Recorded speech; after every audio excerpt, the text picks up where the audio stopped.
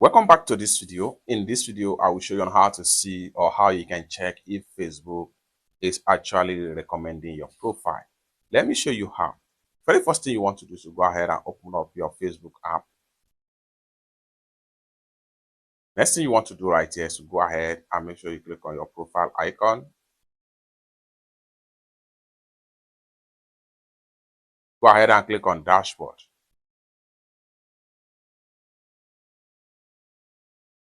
Go ahead and click on your profile name.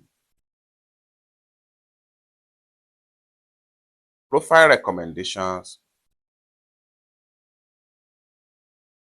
Then here you go. Resource tools. Profile recommendation.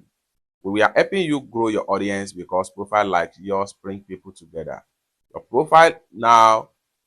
profile is now in list where we suggest profile to new people. It's that simple.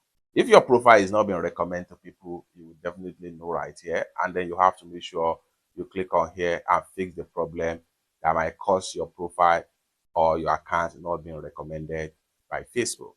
It's that simple. For more useful tutorial, tips and tricks like this, consider to subscribe. Thank you so much for watching, and I hope to see you in my next video. Bye for now.